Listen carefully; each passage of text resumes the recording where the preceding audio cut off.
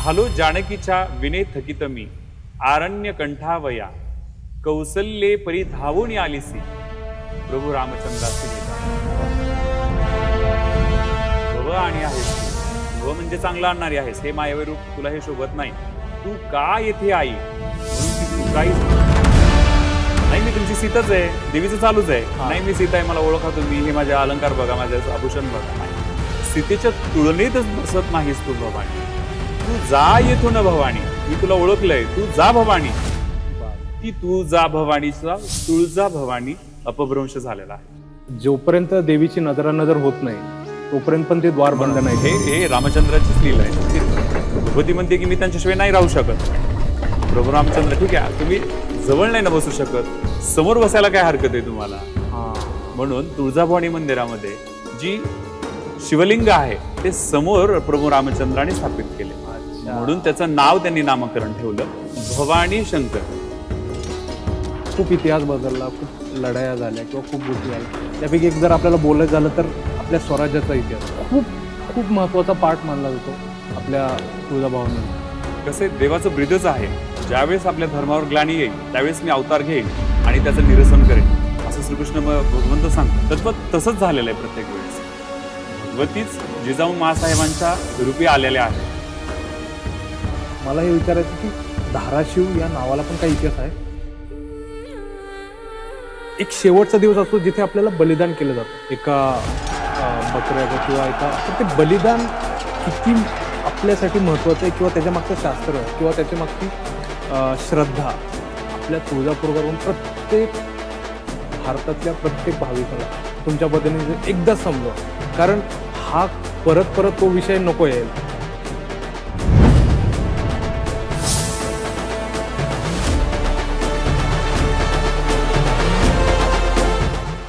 नमस्कार, बिंग पुणेकरच्या आपल्या या पॉडकास्टमध्ये तुमचं सगळ्यांचं स्वागत आहे. मी आपला होस्ट जय, संपूर्ण महाराष्ट्राची कुलस्वामिनी आई जगदंबा याच्याबद्दल आज आपण बोलणार आहोत. सो नवरात्री या टॉपिकवर तर आपण प्रत्येक वेळेस बोलतो, पण जिचं मूळ स्थान किंवा मूळ शक्तिपीठ हे तुळजापूर आहे, त्या तुळजापुराबद्दल आज आपण प्रत्यक्षात जाणून घेऊया. तर ते जाणून घेण्यासाठी आज आपल्याकडे तुळजापूरचे मुख्य पुजारी विनोद कदम आपल्यासोबत आहेत. सो मी तुम्हाला आज विचारेल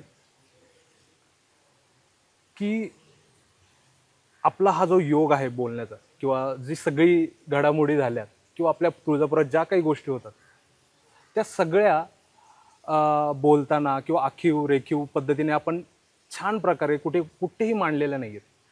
अगदी बरोबर. तर त्या आज आपल्याला मांडायच्या आहेत. तर आजचा जो पूर्ण काय म्हणता येईल पॉडकास्ट आहे त्याच्यामध्ये मी तुम्हाला विनूभैया म्हणू, पुजारी म्हणू का काय म्हणू मला हे कळत नव्हतं. पण मी आज आपला हा जो योग, मी तेच वारंवार म्हणतोय की हा जो योग जुळून आलाय तो आईने. नक्कीच मला पण. तो मी आज तुम्हाला म्हणजे ती आईच मला आज बोलतीये असं मी तुम्हाला आज ऐकणार आहे. तर आज या आईचं किंवा जे महात्म्य आहे किंवा ही पूर्ण महाराष्ट्राची कुलस्वामिनी काय ह्याचा सगळा इतिहास मला आज जाणून घ्यायचा आहे. म्हणजे देवस्थान फक्त नाही तर त्या तुळजापुराच्या आपल्या अंबाबाईचं नक्की काय महत्त्व आहे पूर्ण पुराणात, इतिहासात आणि आत्ताच्या आधुनिक काळात नक्की काय प्रत्यक्षात प्रत्येक युगात देवी आलेली आहे. तर ते सगळा मला तो इतिहास जाणून घ्यायचा आहे. तर तुम्हाला सुरुवात कुठून करायची किंवा शेवट कुठून करायचा हा विचार न करता आपण सरळ आईपासून सुरुवात करूयात. नमस्कार. तुळजाभवानीचा मुख्य पूजक श्री विनोद सुनील कदम तुळजाभवानीचा वंश परंपरागत पुजारी आहे. देवीचा पुजारी असल्यामुळे विशेषच तुळजाभवानीबद्दल जास्त उत्सुकता आहे. आणि मला लहानपणीपासूनच वाटायचं की तुळजाभवानीचा प्रसार हा सर्व भारतभरात झाला पाहिजे. आणि त्याला माध्यम मिळत नव्हतं मला. तर की भगवतीला तीच प्रार्थना करत होतो नेहमी की मला कधीतरी असं तुझ्याबद्दल प्रसार करण्याचा कधीतरी योग येऊ देत. आणि तो तुमच्या चॅनलच्या माध्यमातून मला मिळाला. त्याबद्दल मी तुमच्या चॅनलचं खरंच आभारी आहे. नक्कीच. नेहमीच आमचा प्रयत्न राहिला. म्हणजे माझा तर आता माझी पण ही जन्मभूमी आहे तुळजापूर. मला नेहमी या गोष्टीचा त्रास व्हायचा की मी ॲज अ कलाकार म्हणून कसं ती गोष्ट पुढे आणू, देवीने जी मला कला दिलेली आहे त्या कलेतून मी देवीला प्रचार कसा करू, त्या कलेचा, तिने दिलेल्या कलेचा त्या देवीला परतफेड कशी करू, ही मला नेहमी तळमळ असायची. ती आज कुठल्या ना कुठल्या रूपात आपल्या सगळ्या प्रेक्षकांना, महाराष्ट्रातल्या भरातल्या सगळ्या प्रेक्षकांना, इवन भारताबाहेरच्या पण मराठी प्रेक्षकांना ही माहिती खूप महत्त्वाची ठरणार आहे. तर आपण सुरुवात करूया. तुळजापूर, नक्की तुळजापूरच का, हे नाव कुठून आलं, काय आलं, ही देवी कुठून आली मुळात? ही जी देवीचं स्वरूप आहे ती 4 युगाशी संदर्भित आहे. कृत, त्रेता आणि द्वापर आणि कलियुग या 4 युगामध्ये तुळजाभवानीच्या कथा तुम्हाला सापडतील. की एखादा देवस्थान म्हटलं की त्याची एखादी कथा छोटीशी येते, पण तुळजाभवानीचा संदर्भ मात्र 4 युगामध्ये येतो. कृतयुगामध्ये देवी फक्त अनुभूतीसाठी आलेली आहे. त्रेतायुगामध्ये प्रभू रामचंद्रासाठी आली. द्वापार युगामध्ये धर्मराज युधिष्ठिरसाठी आली आणि कलियुगामध्ये छत्रपती शिवाजी महाराजांसाठी आली. बरोबर. सो आता याच्यामध्ये आपण सुरुवात कुठून करूयात, की त्रेतायुगापासून करूयात का? कृतयुगामधूनच करूयात. चला करूयात मग. चालेल. कृतयुगामध्ये हा यमुनाचल पर्वत, हाच आज तुळजापूर परिसरातला जो परिसर बघतोय, हा परिसर यमुनाचल पर्वत म्हणून ओळखला जायचा आपल्या इथला सर्व. हा तुळजापूरचा जो हा आज परिसरातला जो आपण डोंगर पाहतो, याला यमुनगड, हा कर्नाटकशी निगडीत आहे. त्याच्यामुळे यमुन म्हणजे हा कन्नड शब्द आहे. कन्नडचा अपभ्रंश यमुनाचल पर्वत रांगेमध्ये हा विसरलेला हा यमुनाचल पर्वत आहे. इथेच कर्दम ऋषी नामक हे महान मोठे देवीभक्त संत या परिसरामध्ये देवीची साधना व देवीची आराधना करत होते, देवीची नित्यसेवा करत होते. पण कर्मसंयोगाने त्यांचा निधन झालं. निधन झाल्यानंतर त्यांची पत्नी अनुभूती नावाची ती सती जाण्यासाठी निघाली. त्यावेळेस सर्व तयारी केली व पतीसमवेत सती जाण्याची प्रथा होती. त्यावेळेस ती सती जाण्यासाठी निघाल्यावर आकाशवाणी झाली की हे अनुभूती, तुला सती जाण्याचा अधिकार नाहीये.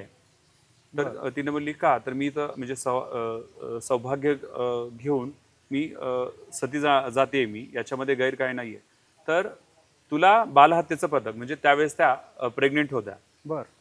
प्रेग्नेंट असल्यामुळं आकाशवाणी झाली की म्हणजे भगवंतालाच वर्ष काळजी पडली की तुला बालहत्येचं पातक लागेल.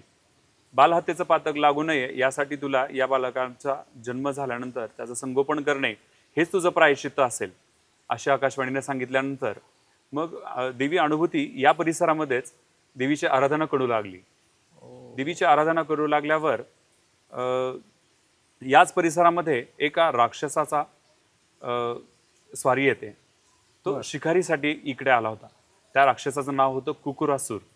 कुकुरासूर नामक जो राक्षस आहे तो या परिसरामध्ये शिकारीसाठी आल्यानंतर जी इथं तपस्येला बसलेली होती, जी तुळजाभवानीची आराधना करणारी जी तपस्वी अनुभूती नावाची बसली होती, तिच्यावर त्याची नजर गेली.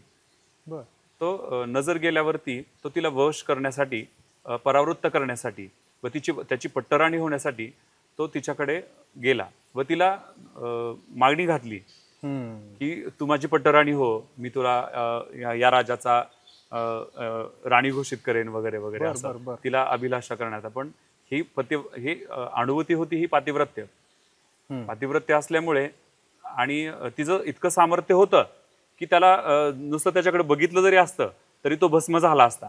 पण एवी ती तपस्वी होती ना, संत हे उदाहरणाचे असतात. म्हणून ती साधना करण्यासाठी देवीचं नामस्मरण करत होती. तर तिला मग तो त्रास द्यायला लागला. त्याचे जे गण होते त्यांना पाठवून तिला परावृत्त करण्यासाठी तो तिला फोर्स करत होता. मग अनुभूतीनं प्रार्थना केली की भगवंता, मी तर या अशा नश्वर दुनियेमुळंच मी पातिव्रत्य सोडून मी पतीसह सहगमन करत होते. पण भगवंता तुझी इच्छा होती म्हणून मी इथे थांबले. आता जो कोणी सृष्टीची निर्मिती करते असेल, जिनं कोणी ही आकाशवाणी केली होती, तिचं आता परम कर्तव्य आहे की माझं क्षीलरक्षण करावं.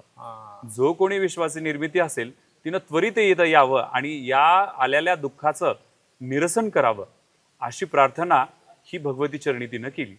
बर अनुभूतीनं प्रार्थना केली देवीशी. बर अनुभूतीला प्रार्थना केल्यामुळं देवी प्रकट झाली आणि या कुकुरासुर नामक जो राक्षस होता त्याचा वध केला आणि देवी तिच्यावर प्रसन्न झाली.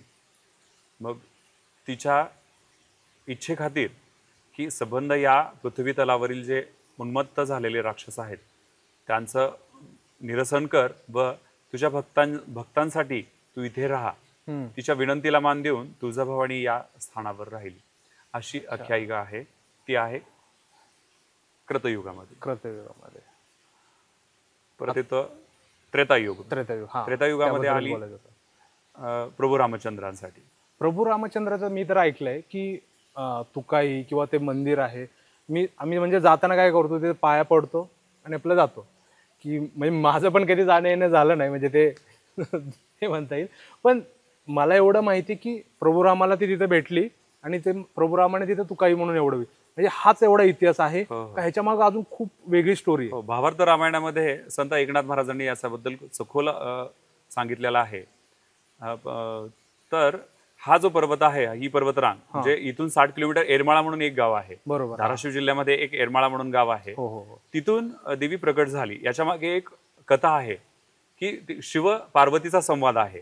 शिव पार्वतीचा संवाद चालू होता की शिव ध्यानस्थ बसतात आणि पार्वतीला वाटतं की हे तर स्वतः शिव आहेत म्हणजे स्वतः भगवंत आहेत पण हे कुणाचं स्मरण करतात.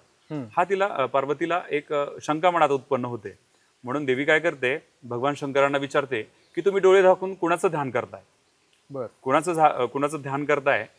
शिवांनी तिला सांगितलं की मी प्रभू रामचंद्राचं ध्यान करतोय. म्हणजे हे जेव्हा सीता मातेला अपहरण केलं त्यानंतरची गोष्ट. नाही त्याच्या आधीच आहे. त्यानंतरच. बरोबर. मग शिव त्याला सांगतात की मी प्रभू रामचंद्राचं. देवींना माहिती होतं पण हे भक्तांसाठी हे सगळी भगवंताची लीला असते. बरोबर. आपल्याला दाखवण्यासाठी.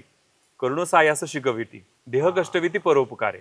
बरोबर आहे असं संत तुकाराम महाराज म्हणतात. तर त्याच व्यक्तीप्रमाणे भगवंत सुद्धा एक लीला करून आपल्याला काहीतरी त्यातून सांगून जात असतो. बरोबर. तर तो वेळोवेळी आपल्याला सांगत असतो ते फक्त आपल्याला कळलं पाहिजे.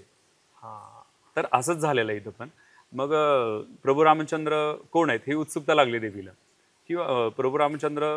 तर त्यांचं काय चालू होतं जेव्हा शंकर महादेवांनी ध्यान करत होते ते प्रभू रामचंद्रांचं करत होते असं तुम्हाला म्हणायचं. हो.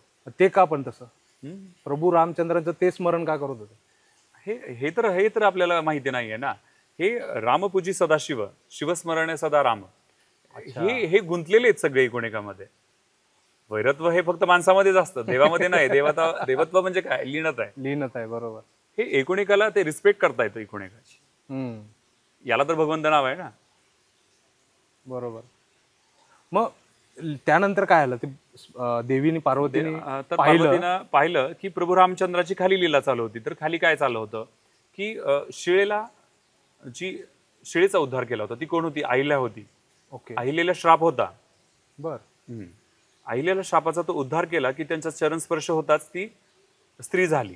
तर त्याच्यामुळे ते स्त्रीला म्हणजे पाषाणाला ते मिठी मारत होते की त्या काळातले जे तपस्वी होते ज्या त्या कारणामुळे त्यांना काही शाप वगैरे मिळाले होते ते त्यांचा उद्धार करत होते प्रभू रामचंद्र. मग या झाडाला मिठी मार त्या पाषाणाला मिठी मार हे चालू होतं राम. आणि सीते सीते सीते हा वियोगामध्ये प्रभू रामचंद्र होते. तर या बालाघाट परिसरामध्येच दंडकारण्यामध्ये प्रभू रामचंद्राची स्वारी त्यावेळेस आली होती. आणि पार्वतीने खाली पाहिलं तर खाली काय चालू होतं की या झाडाला मिठी मार त्या संताला मिठी मार हे प्रभू रामचंद्राचं. पण गतजन्मातलं जे राहिलेलं होतं भक्तांच्या अधुऱ्या इच्छा की प्रभू रामचंद्र एकदा आम्हाला भेट द्यावी ते करत होते देव. अच्छा. आणि मग तेच करत येताना असताना की ते पाहिलं की सीते सीते सीते हा म्हणजे वियोगामध्ये होते प्रभू रामचंद्र. आणि ते पार्वती मातेला कुठेतरी खटकलं की काय अरे भगवंत आहे आणि म्हणजे यांचं माझे शिव ज्यांचं स्मरण करतात तर एका स्त्रीच्या साठी म्हणजे हे होतं नश्वर गोष्टीसाठी मागे लागले असं त्यांना कुठेतरी पार्वतीला वाटलं. आणि ती खाली पाहिलं तर मग असं कसं असू शकते मग असे कसे तुमचे गुरु वगैरे असं तिला थोडंसं वाटलं पार्वती. मग काय केलं आईने परीक्षा घ्यायची ठरवली. बर की हा म्हणजे गुरु होण्याच्या लायक नाहीये तुमच्या आणि ते मी सिद्ध करून दाखवू शकते तुम्हाला की हा पार्वती शिवाला बोलते. शिव बोलतात तिला तू जगातला कुठलाही भगवंत आजपर्यंत म्हणजे कुठलाही अवतारी पुरुष किंवा हे त्यांना फसवू शकले नाहीत किंवा कुठलेही इव्हन देवत त्यांना फसवू शकले नाहीत. तर तू त्यांना तो सायास करू नकोस. आणि मग देवीने हट्टच धरला की नाही मी फसवणारच त्यांना. बघा मग दोघांची पैज लागली. मग शिवानी तिला सांगितलं ठीक आहे आपण पैज लावूयात, पण ते पैज अशी असेल जर त्यांना तू हरवलंस तर माझ्या कैलास पर्वतावर तुला राहण्याचा अधिकार आहे. बर. आणि जर तू जिंकलीस तर तू म्हणशील ते, अच्छा. किंवा तुला माझ्याजवळ बसण्याचा अधिकार आहे. आणि जर ते हारलीस तर तुला इथं येण्याचा अधिकार नाही. बर. असं शिव म्हटल्यावर देवीनं चॅलेंज स्वीकारलं. हा हा. स्वीकारलं आणि इथून 60 किलोमीटर अंतरावर एक एरमाळा म्हणून गाव आहे. हो हो हो. त्या तिथे अवतरली. तिथे लक्ष्मणजी रामजी हे वनवासा जो दंडकारण्यामध्ये सीतेचं शोध करत येत होते हा. तिथं ते प्रगट झाली आणि सीतेचं रूप धारण करून ती तिथं बसली बर. येरमाळ्यामध्ये. तिथे बसल्यानंतर प्रभू रामचंद्रांनी ओळखलं. ते पुढं गेले निघून. मी तुमची सीता आहे, माझ्याकडे बघा प्राणनाथ सख्या, मी तुम्हाला शोधते किती दिवस झालं, बऱ्याच दिवसांनी तुम्ही भेटलाय मला, मला आनंद झाला. पण रामचंद्र त्यांनी ओळखलं होतं ही म्हणजे ही माया आहे. माया आहे, बरोबर. त्यांनी ओळखलं होतं आणि ते सलग पुढे गेले निघून. लक्ष्मणजींनी ओळखलं आणि लक्ष्मणजी म्हणले भाभी तर इथं आहेत तुम्ही इथं बघा असं वगैरे, तू तर चल ती वेडी आहे. हा. ती वेडी आहे, नको तिच्या नादी लागू. हा. ती एडी आई आहे म्हणून तिचं ते एडेश्वरी एडाई अच्छा. असं तिचं नामविधान झालं. ती मूर्ती अजूनही तिथं आहे. भावी भक्त तुळजापूरला आल्यानंतर तिचंही दर्शन घेतात. एडेश्वरी म्हणून मोठं खूप देवस्थान प्रसिद्ध आहे धाराशिव जिल्ह्यात. म्हणजे त्या मुखातून ते शब्द पडले आणि प्रभू रामचंद्राच्या मुखातून शब्द पडल्यामुळं एडेश्वरी हे नाव तिचं झालं. अशी आख्यायिका आहे. तदनंतर पुढे धाराशिवला आली. त्यानंतर या भागामध्ये परिसरात आल्यावर प्रभू रामचंद्र आता हा पाठलागच सोडणं गेली ना देवी की मी आहे सीता, माझ्याकडे पहा तुम्ही. बरोबर. असं केल्यानंतर प्रभू रामचंद्रांना आता वाटलं की आपण आता शेवटी किती तास म्हणजे आपल्या मागे लागलाय तो, तर आता त्याचं निरसनच करावं आपण, असं प्रभू रामचंद्राने ओळखलं की ही नक्कीच आपली परीक्षा आहे, तर या परीक्षेतून आपण उत्तीर्ण व्हावं असं प्रभू रामचंद्रजींना वाटल्यामुळं निश्चितच त्यांनी हात जोडून प्रार्थना केली. झालो जानकीच्या विने थकित मी, आरण्य कंठावया, कौसल्ये परी धावून आलीसी, प्रभू रामचंद्रासी भेटावया. वा. हे प्रभू रामचंद्राचे उद्योग आहेत. जे विष्णुदास म्हणून 100-200 वर्षापूर्वी एक मोठे संत होऊन गेले, त्यांनी ही अभंग लिहिलेला आहे. तो तुम्हाला थोडा आता दाखवला मी सांगून. झालो जानकीच्या विने थकित मी, आरण्य कंठावया, कौसल्ये परी धावून आलीसया, रामास भेटावया. आहा आज काय जगात जननी, त्वा धन्य केले मला, माझा प्रणिपात हा, आई तुळजाबाई तू काही तुला. तू का इथे आलीस आई, तू का सायास करतेस, तू जगत जननी आहेस, सर्व विश्वाची जननी आहेस. तुला हे रूप का घ्यावं असं वाटलं. भव आणि आहेस तू, भव म्हणजे चांगलं आणणारी आहेस, हे मायावी रूप तुला हे शोभत नाही. तू का येथे आई, म्हणून ती तुकाई झाली. हा बरोबर. नाही मी तुमची सीताच आहे, देवीचं चालूच आहे. नाही मी सीता आहे, मला ओळखा तुम्ही, हे माझे अलंकार बघा, माझे आभूषण बघा. नाही, सीतेच्या तुलनेतच बसत नाहीस तू भवानी, तू जा येथून भवानी. अच्छा. तू जा, सायास करू नकोस, मी तुला ओळखलंय, तू जा भवानी. ती तू जा भवानीचा तुळजा भवानी अपभ्रंश झालेला आहे, ती तुळजा भवानी. वा. म्हणजे तू जा भवानी याला तुळजा भवानी झालं. बापरे. म्हणजे हा बघताना किंवा ऐकताना ह्याच्या मागे एवढ्या गोष्टी असू शकतात, हे म्हणजे मला ऐकूनच ते खूप मागे काहीतरी इतिहास असतो. नाहीतर असं वाटतं की हा तुळजापूर आहे तर तुळजा भवानी त्याच्यामुळे सगळेच भाविक हा प्रश्न विचारतात. म्हणूनच भावार्थ रामायणामधला हा तुम्हाला सांगण्याचा प्रयत्न केला. तुळजाभवानीचं नामविधान का झालं आणि त्या लीला त्या किती म्हणजे काय म्हणता येईल युनिक पण आहेत तेवढ्यात, आणि त्यातनं तो नाव पडणं किती म्हणजे तू जा इथून, त्यासाठी तुळजा भवानी, तू जा इथून, तू सायस करू नकोस. मग असं झाल्यानंतर देवी प्रसन्न झाली, त्यांना म्हणजे मूळ स्वरूप आहे ते दाखवलं. प्रभू रामचंद्राने तिची नामावली लिहिली इथे. मग सीतेची तुला प्राप्ती होईल आणि दक्षिण भारत म्हणजे जी दक्षिण दिशा आहे ती तुळजाभवानीनं इथूनच दाखवली. दक्षिण भारताचा दक्षिण मध्यमध्ये हे भौगोलिकदृष्ट्या हे तुळजापूर जे आहे ते दक्षिण मध्य रेषेमध्ये येतं. म्हणजे मी तुम्हाला इथे थांबवतो की इतिहास जरी आपण बोलत असलो त्या इतिहास जर दाखवायचा झाला, आपल्याला भूगोलाची माहिती हवी. अगदी बरोबर. तसंच हे इथं घडतंय. भौगोलिक दृष्टी देखील दक्षिण भारत हा तुळजापूरपासूनच स्टार्ट होतो. बर. म्हणून देवीने काय केलं मग जे मूळ स्वरूप दाखवलं आणि प्रभू रामचंद्राला सांगितलं की या दक्षिण दिशेने तू जा. तर तुळजापूर परिसरामध्ये एक देवीचं मंदिर आहे पुरातन. त्या देवीचं नाव सुद्धा आहे रामवरदायिनी मंदिर. रामवरदायिनी हे एक देवीचं नाव आहे. बरोबर. तर तिचं दक्षिणमुखी मूर्ती आहे ती. ते दक्षिण दिशेने कडे तोंड करून तिची करंगळी दक्षिण दिशेकडे आहे. असं एक मंदिर तुळजापूरमध्ये आहे की दक्षिण दिशेकडे तोंड आहे. इव्हन आपण पाहतो की देवीचे मंदिरं जे आहेत कुठल्याही हिंदू दैवत असतील पूर्वाभिमुख किंवा पश्चिममुख असतात. थोडेफार दक्षिणमुखी हनुमंताचे असतात. पण देवीची एकमेव तुळजापूरमध्ये मूर्ती आहे की ती दक्षिण दिशेला उभी आहे. की प्रभू रामचंद्राला वाट दाखवत आहे ती की या दिशेने जा तू की तुला सिद्धीची प्राप्ती होईल. म्हणजे आपल्याला कळतं की रामायणात इतक्या लोकांनी किंवा हनुमानाने किंवा त्या सगळ्या वानर सेनेने मदत केली. पण ह्याच्या मागे देवांच्या पण बऱ्याचशा लीला आहेत. बऱ्याचशा गोष्टी आहेत ज्या अजून लोकांना माहिती नाही. एकमेका सहाय्य केलेलं आहे प्रत्येक युगाने आणि प्रत्येक देवताने एकोणिकाला. म्हणजे तिकडे तोंड करून पण थांबणं आणि या सगळ्या गोष्टी ह्या त्याच आख्यायिकाला एक काय म्हणता येईल शाश्वती देतात किंवा एक शिक्कामोर्तब करतात की ह्या गोष्टी अशा झाल्यात.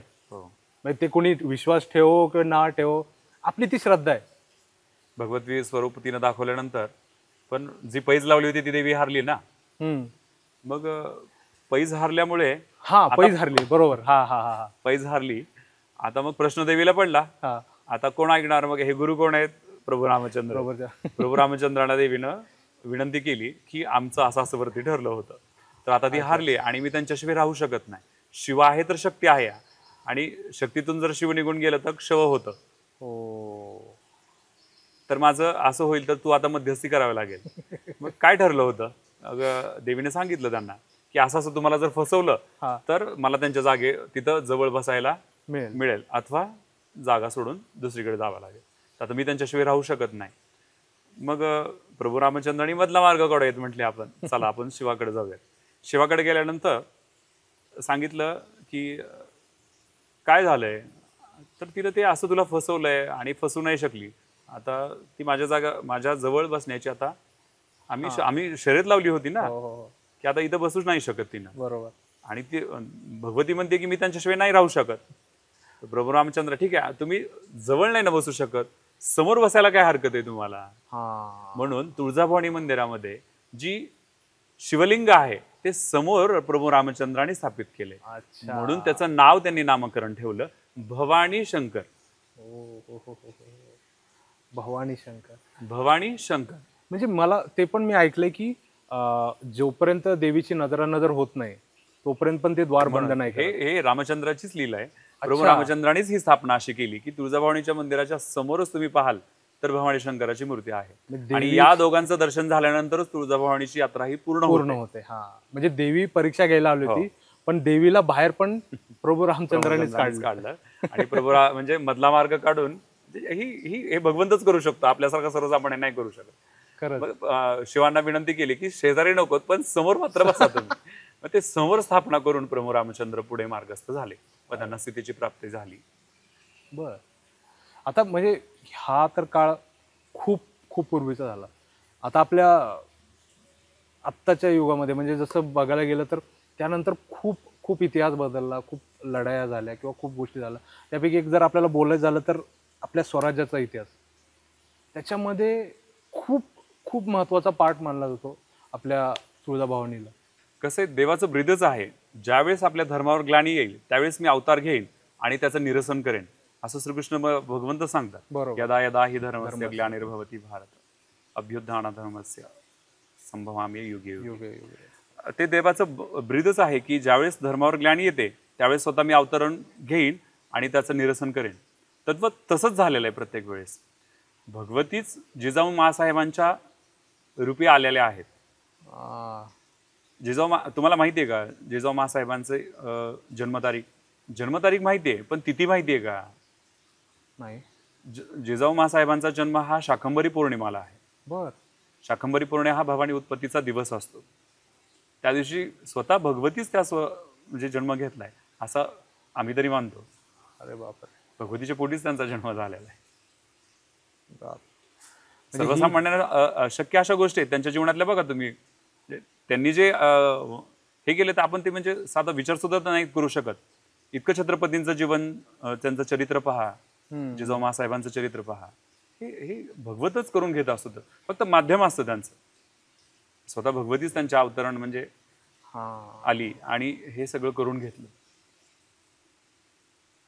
विशिष्ट कुळामध्ये आपल्याला भगवंत त्यावेळेस जन्म घालतो की आपल्या पूर्वजांनी काय केलेलं असतं की ज्या त्या देवतांची आराधना केलेली असते देव प्रसन्न करून घेण्यासाठी.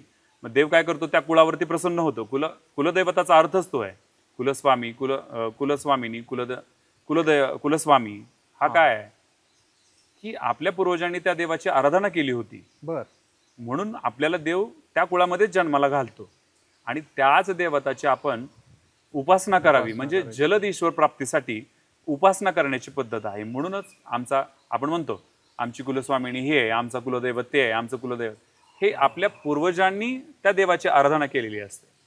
म्हणजे ही बोलण्यासाठी फक्त एक ती फ्रेज असते की अरे माझी कुलदेवता आहे, पण ह्याचा याच्या अर्थ हा की ती देव प्राप्ती किंवा ती आपल्या कुळातले जे मूळ पुरुष आहेत ती त्या देवताची उपासना करत होते. त्या देवतांची जलद ईश्वर प्राप्ती होण्यासाठी म्हणून हा घातलेला क्रम आहे. तो आपल्याला फॉलो करायचा असतो. ते देव आपल्याला लवकर प्राप्त होऊ शकतात हे त्यामागचं कुलदैवत म्हणून कारण आहे. तर आता मला तेच म्हणायचं आहे की आता जेवढं आपण ऐकतो, म्हणजे स्वराज्यावरच्या मुद्द्यावर तर आपण येऊयात, पण जेवढं आपण ऐकतो की तुळजापूर किंवा तुळजाभवानी ह्या सगळ्या गोष्टी ज्या आहेत या आपण गाण्यातून खूप ऐकल्यात. पण त्याच्या कथा म्हणता येतील किंवा काही अशा आख्यायिका म्हणा किंवा त्या फक्त ऐकून आहेत, पण अशा आत्ता जशा तुम्ही सांगितलं तशा अजूनपर्यंत आलेल्या नाही. भरपूर कथा आहेत. तुळजाभवानीच्या असंख्य अशा कथा आहेत जी साधारण 200-300 वर्षापूर्वीची कथा आहे. तुळजापूरपासून एकच जवळच सांगवी म्हणून गाव आहे. सांगवी गावातील एक लक्ष्मीबाई जाधव म्हणून देवीची निस्सिम भक्त जी देवीच्या काकड आरतीला येत होती. सांगवी हे अंतर आता 7 ते 8 किलोमीटरांचं अंतर आहे तुळजापूर ते सांगवी. त्या सांगवीवरून देवीची एक निस्सिम भक्त लक्ष्मीबाई जाधव नावाची ही तुळजाभवानीच्या नित्य काकड आरतीला, म्हणजे काकड आरती 4 वाजता ती कधी निघत असेल काय, हा देव फक्त म्हणजे भक्तीचा भूकेला आहे. एक भक्त आहे ती, भक्तासाठी कुठंही काहीही करतो भगवंत. बरोबर. तिची एक कथा आहे आणि तिचे वंशज अजून देखील देवीची नित्य जो पहिला नैवेद्य आहे तो त्याच घराण्याकडे आहे. बापरे. ती 7 किलोमीटर रोज पायी पायी येत होती. एकदा असाच प्रसंग आला. भगवंत कसं असतं, भाग्य उदयाला याला वेळ लागतो पण देव परीक्षा बघतो. आयुष्यभर तिनं सेवा केली पण उत्तर काळामध्ये तिला देवीची प्रचिती आली. ती अशी, विजयादशमीचा दिवस होता.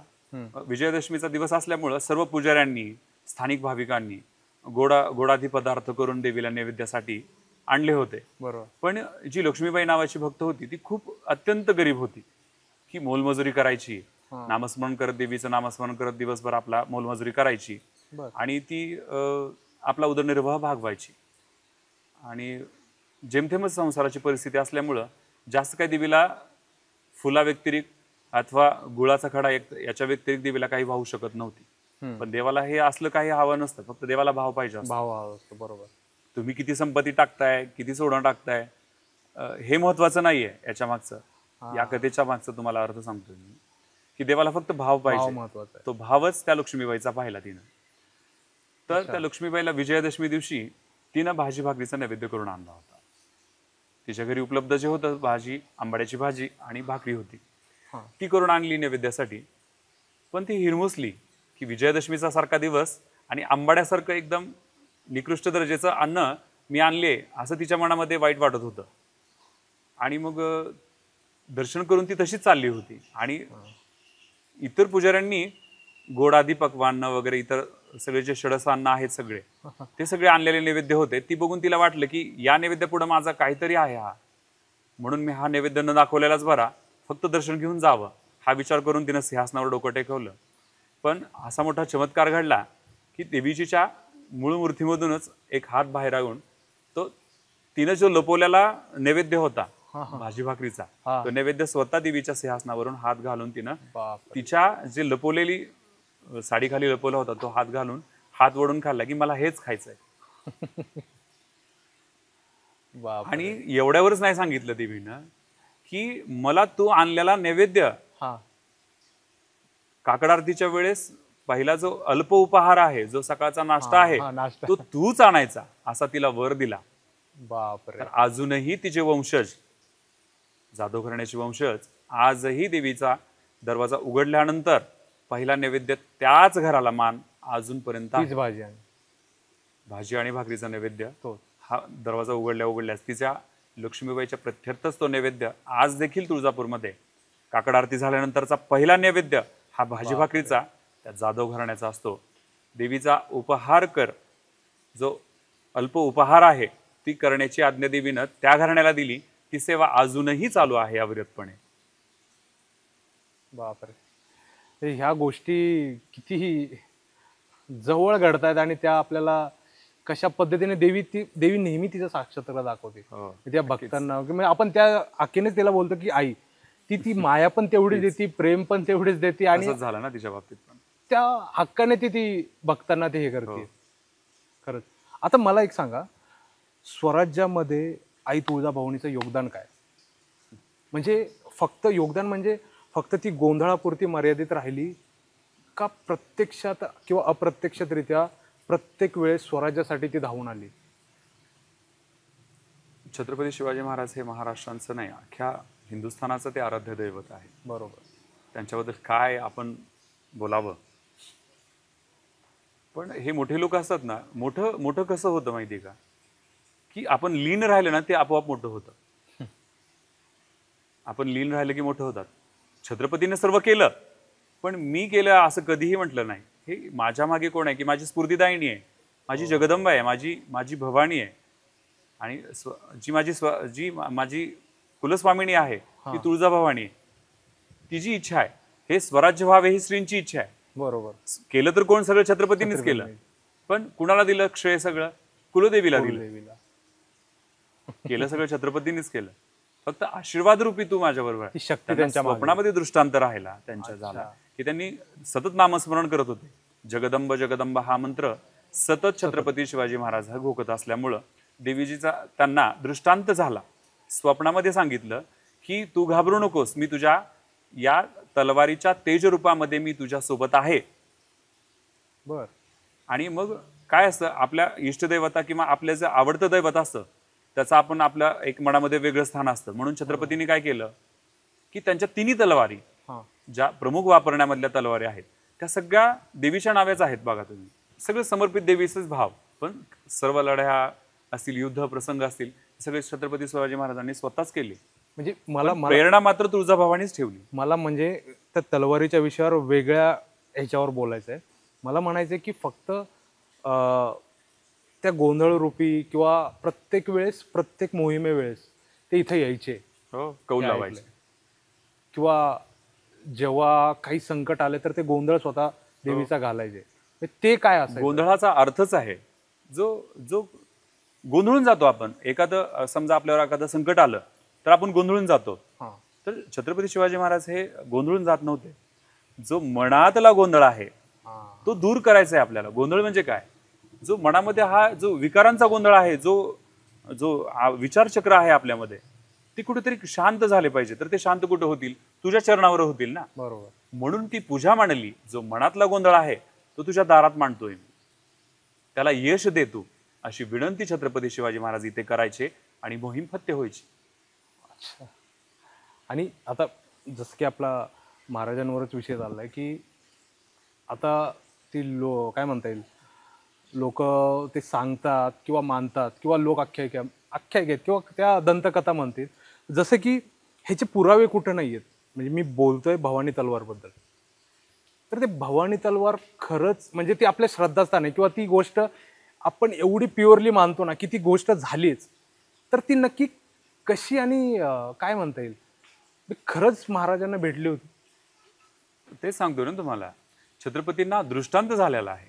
प्रकटरूपी असा कुठं उल्लेख लिखित स्वरूपामध्ये नाहीये, पण भावाशी निगडीत आहेत ह्या गोष्टी सर्व.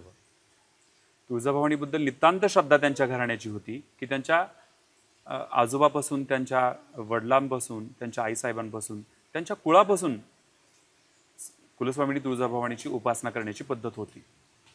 बर. नितांत श्रद्धा तुळजाभवानीवर असल्यामुळे आपल्या कुलदैवत जे आहेत, आपले आराध्य दैवत आहेत, त्यांचा आशीर्वाद आपल्याबरोबर असल्यामुळं जे काही येणारे संकट आहेत ते कुठेतरी दूर होतील असा हा त्यांचा भाव होता. म्हणून त्यांच्या तिन्ही तलवारींचं भवानीशी निगडीतच नावं होते. अच्छा. आणि मग ते जो दृष्टांत झाला किंवा ते म्हणतो आपण की स्वतः आईने ती तलवार दिली, ती नक्की काय आहे स्टोरी? तेच सांगतोय तुम्हाला मी. त्या तलवारी रूपी आशीर्वाद हा तुळजाभवानीचा सदैव पाठीशी आहे असा छत्रपती शिवाजी महाराजांना दृष्टांत झाला. अच्छा. जे स्वप्नामध्ये सांगितलं की तू भिवू नकोस, मी सदैव तुझं रक्षण करीन, की त्या तलवारीच्या रूपामधून, त्याच्या तेजामधून मी जे उन्मत्त झालेले जे राक्षस आहेत त्यांचा निरासन करेन. माझा आशीर्वाद सदैव तुझ्या पाठीशी. त्यांच्याच नाही, जे सर्वच व्यक्ती चांगले आहेत त्यांच्याबरोबर देवीचा सदैव आशीर्वाद असतो. बरोबर. जे आपण नीतीनं चालतात, धर्माने चालतात. छत्रपती शिवाजी महाराज हे धर्माने चालले म्हणून भगवंत सुद्धा त्यांच्याबरोबर सहाय्य होतो. असंच काही छत्रपतींबरोबर घडलेलं आहे. बरोबर. की ते सत्याच्या बाजूने होते म्हणून सत्याच्या बाजूनच भगवती त्यांच्याबरोबर होती आणि दृष्टांत झाला होता. जे की असे प्रकटरूपी दिलेला असा कुठेही पुरावा नाहीये. तर ते असेल नसेल पण ती गोष्ट झाली आहे किंवा हे होणं पण ही खूप मोठी गोष्ट शकतं ना. पण ज्या आमच्या मौखिक कथा आहेत, ज्या माझ्या आजोबांनी, माझ्या पंजोबांनी मला सांगितल्या की तुळजाभवानीचा दृष्टांत त्यांना झाला होता. नित्य उपासना करत असल्यामुळे, जगदंबेचं त्यांना स्मरण करत असल्यामुळे देवी स्वप्नामध्ये येऊन दृष्टांत दिली की त्या तलवाररूपी तेजामध्ये मी तुझ्या सदैव पाठीशी असेन. त्याच्यामुळं छत्रपतींना अजून प्रेरणा मिळायची आणि सर्व काम हे फत्य व्हायचं. म्हणून तिच्याबद्दल वेगळीच कृतज्ञता त्यांच्या मनामध्ये तिच्याबद्दल असायची. कारण प्रत्येक त्यांच्या चित्रपटामध्ये म्हणा किंवा प्रत्येक याच्यामध्ये त्यांचा गोंधळ किंवा त्यांची साधना ते करतायत आणि खूप मनापासून करतायत. आणि ती त्याचं स्वरूप म्हणूनच ती मला वाटतंय त्यांना ती तलवार रूपी आपण जे म्हणतोय किंवा प्रत्यक्षात प्रत्येक संकटात ती त्यांना धावून यायची. तर आता मला अजून असं विचारायचं की हे सगळ्या ज्या गोष्टी आहेत, आता जर आपण बोलायला गेलं की दसरा जो आपण साजरा करतो 9 दिवस, तर या 9 दिवसामध्ये जेव्हा आपण साजरा करतो त्याच्या आधी खूप खूप मोठी जनसमुदाय, खूप मोठा जनसमुदाय, म्हणजे मला असं वाटतं की वारीला पण एवढा येतो का नाही आय डोंट नो, पण ते बोलणं योग्य राहील. पण खूप मोठा जनसमुदाय इथं आपल्या तुळजापूरला येतो, महाराष्ट्रातून देशभरातून तो ज्योत घेऊन येतो. तर ते कुठलं कारण आहे नक्की, का त्याच्या मागेही देवीचं काही? हो नक्कीच. सबल महाराष्ट्राची कुलस्वामिनी नव्हे तर शेजारील जे आपले राज्य आहेत, मध्य प्रदेश असेल, गुजरात असेल, गोवा असेल, कर्नाटक, आंध्र, तेलंगणा, या राज्यातून संबंध भाविक नवरात्रामध्ये तर सगळ्यात विशेष साऊथमधील आंध्र, कर्नाटक, तेलंगणा हे राज्य देशभरात 99% तेच लोक असतात नवरात्रामध्ये. स्वतंत्रपूर्व काळामध्ये तुळजापूर हा भाग हैदराबाद स्टेटचाच एक भाग होता, त्याच्यामुळे देखील तिकडले लोक भरपूर येतात. प्रत्येकाची श्रद्धा आहे, म्हणजे महाराष्ट्रापुरतीच नाही तर अख्ख्या शेजारी राज्याची सुद्धा कुलस्वामिनी तुळजाभवानीच आहे. जसं आपण मगाशी म्हणत होतो की ती फक्त महाराष्ट्रापुरती मर्यादित नव्हती, ती आपण केली. आपण केली. बरोबर. सबल देशभरातून लोक येतात, नितांत श्रद्धा आहे सर्व. ते जेव्हा येतात ते येण्याची पद्धत म्हणजे ते हे काय म्हणतात त्याला, लोटांगण म्हणतात, काय म्हणतात, लोटांगण नाही ते असं हे झोपून दंडवत सॉरी, म्हणजे प्रत्येक ज्या त्या भाविकांच्या श्रद्धेचा प्रश्न येतो. नाही, प्रत्येक भाविक फक्त पायी नाही येत. मला तेच म्हणायचं होतं की प्रत्येक भाविक पायी नाही तो दंडवत घालायचो. तेवढ्या यातना सहन, ऊन पाऊस सहन करून, म्हणजे हे पण मला कौतुक वाटतं की एवढं सगळं करून ते एका फक्त त्यांचं दर्शन त्यावेळेस होतं का ते लांबूनच घेतात. सगळ्याच भाविकांना मध्ये नाही जाता येत, परिसर लहान असल्यामुळे. मग काही समाधानी होतात, काही प्रदक्षिणा घेऊनच समाधानी होतात, काही रांगेतून घेतात, काही ज्यांना अतिजलद त्या मंदिर संस्थांना त्यांना सुविधा दिलेल्या आहेत, पास काढून पेड पास सारख्या सुविधा दिलेल्या आहेत, अभिषेक पास आहेत, बर 4 कॅटेगरीमध्ये मंदिरातलं दर्शन आहे. जे काय आहे जे गाभाऱ्यातलं दर्शन आहे ते सकाळी 7 ते 9 या दरम्यानमध्ये आलात तर त्याची बुकिंग करावी लागते आधी मात्र. अभिषेक दर्शन आहे जे गाभाऱ्यातून होतं. पेड दर्शन आहे ते 5 फुटावरनं, जे एकदा अलंकृत झाली की 5 फुटावरनं पेड म्हणून आहे पास सुविधा. धर्मदर्शन जे की जनरल दर्शन 3 ते 4 तास लागतं आणि अतिजलद लोकांना जाण्यासाठी फक्त मुख दिसावं याच्यासाठी मुखदर्शन आहे. बर अशा 4 कॅटेगरीमध्ये तुळजाभवानीचं दर्शन तुम्हाला घेता येतं. मला तेच म्हणायचं होतं, या मुद्द्यावर यायचं होतं की या नवरात्रीमध्ये अख्खं दर्शन किंवा देवीचं जे आपण एवढा घाट घालतो, प्रत्येक गावातला गावकरी, प्रत्येक लहान मुलापासून ते वृद्धांपर्यंत सगळे या देवीच्या सेवेत असतात. तर ती पूर्ण मला एका ह्याच्यामध्ये सांगू शकता की काय काय गोष्टी होतात नवरात्रीत, म्हणजे ती उत्सुकता आहे की पडद्यामागे काय काय होतं. नवरात्र हा सगळ्या महाराष्ट्रातला सर्वात मोठा सण साजरा केला जातो. हिंदू धर्मातील प्रत्येक ज्या कन्सेप्ट आहेत त्या सगळ्या विज्ञानाशी निगडीत आहेत. तुम्ही पहा, नवरात्र पूर्वतयारीमध्ये बघा, घरामध्ये सगळ्या की स्वच्छता केली जाते, की अगदी आमच्या तुळजापूरमध्ये तर की जे आपल्या दारात पायपुसणी असते तिथून रूम असतील, घरातील अंथरूण पांघरूण रूम सगळे कपडे टोटली सगळं स्वच्छ केलं जातं. याच्या मागे एक फार मोठं विज्ञान आहे. लोकांनी जर असं हे जर दसरा नसला असता तरी घरामध्ये किटन चढली असते असं लोक म्हणतात. त्याच्या मागे विज्ञानच लपलेलं आहे. स्वच्छतेतूनच आरोग्य आपलं चांगलं राहतं. याच्यासाठीच आपल्या पूर्वजांनी या प्रथा या सणांच्या निमित्ताने केल्या आहेत असं मला वाटतं. दसऱ्यामध्ये किंवा आपले प्रत्येक सण जे आहेत ते प्रत्येक सणामध्ये काही ना काही आपण गोष्टी करतो. म्हणजे उदाहरणार्थ एक बेसिक उदाहरण द्यायचं म्हणलं तुम्हाला की बाबा नखं रात्री कापायची नाही किंवा सकाळीच तुळशीला पाणी घालायचं. तर ह्या गोष्टी मला कुठं ना कुठं वाटतात. म्हणजे मी जेव्हा विचारतो घरच्यांना, मी मगाशीच तुम्हाला उत्तर दिलं या प्रश्नाचं की याच्या मागे विज्ञानच आहे. मला तेच पूर्वी लाईटीचा काळ नव्हता, दिव्यावर असायचं. मग जे अनन्यसाधारण असं नखाची जी आहे ती खूप नाजूक असतं. जर त्याच्याने इजा झाली तर इन्फेक्शन वाढेल, हा त्याच्या मागचा भाव. त्याच्यामुळेच नख रात्री कापू नये, बरोबर, केस रात्री कापू नये, ह्या ज्या अशा प्रथा पडल्या त्याच्या मागे हेच कारण आहे की त्याच्यामुळे आपल्याला इन्फेक्शन होऊ नये म्हणून त्या गोष्टी तशा केल्या. मला तेच विचारत होते की ह्या जेव्हा आपण सण वगैरे साजरे करतो तेव्हा बऱ्याचशा गोष्टी आपल्यावर, आता मी विचारतो की हे असं काय करायचं, हे असं काय करायचं, तर कपडे खूप धुतले जातात. कपडे सगळ्या घरातली सगळी साफसफाई केली जाते. परत समजा की काही ना काही सोहळा करतात, सगळ्या गोष्टी करतात. हां, इवन उपास, त्याच्या मागचं नक्की शास्त्र आहे का हे फक्त लोक काय म्हणतात ब्लाइंडली फॉलो करतायत या गोष्टी. उपासना म्हणजे काय? उपासनेचा अर्थच आहे, उपासना म्हणजे देवाच्या जवळ राहणे. बर, उपासनेचा अर्थच आहे की देवाच्या जवळ राहणे, देवाचं नामस्मरण करणे. ही उपवासी राहणे असा अर्थ नाही आहे त्याचा. उपवास राहणे म्हणजे आपल्या आरोग्यासाठी येते निगडीत. म्हणजे हे शास्त्राला निगडीत आहे का हे मला म्हणायचं. आपल्या आरोग्याशी निगडीत हा उपवास म्हणजे आठवड्यातून एखादा दिवस आपण नाही खाल्लं तर जे काही आपल्याला इन्फेक्शन आहेत पोटातील ते दूर होतं. याच्या पण मागे विज्ञानच आहे. तुम्हाला सांगितलं मागाशीच मी की हिंदू धर्मातले प्रत्येक सण हा विज्ञानाशी निगडीत आहे. बरोबर. मग ह्याच्या 9 दिवसामध्ये जे 9 आपण कडक उपवास करतो त्याच्यामध्ये पण खूप प्रत्येक जण वेगवेगळ्या गोष्टी पकडतं. कोणी चप्पल पकडतं, कोणी मसाल्याचे देवीबद्दलचा जो भाव आहे तो प्रकट आपापल्या परीने तो प्रकट करतात भाविक. ओके. मग त्याच्यामध्ये कोणी आता तुळजापूरमध्ये अशी प्रथा आहे की भारतातील एकमेव अशी ही चलमूर्ती आहे. हिंदू दैवतामध्ये एकदा सुप्रतिष्ठित केलेली मूर्ती हलवली जात नाही. भारतातलं एकमेव असं 2 देवस्थानं फक्त आहेत. बर. त्यापैकी तुळजाभवानी एक. तुळजाभवानीची मूर्ती जी प्रतिष्ठित केलेली आहे ती निद्रा अवस्थेत देखील घेऊन बाहेर जाते.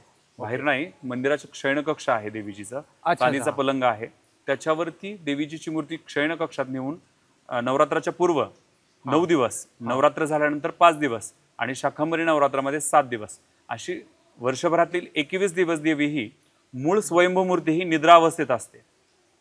बर. इतर देवस्थानामध्ये तुम्हाला असं काही पाहायलाच मिळणार नाही की स्वयंभू मूर्तीच निद्रा अवस्थेत दिली जाते. ओके. की चलमूर्ती ही आहे. जगात तुम्हाला कुठेही अशा उपासना पद्धती दिसणार नाही ज्या तुळजापूरमध्ये दिसतील तुम्हाला.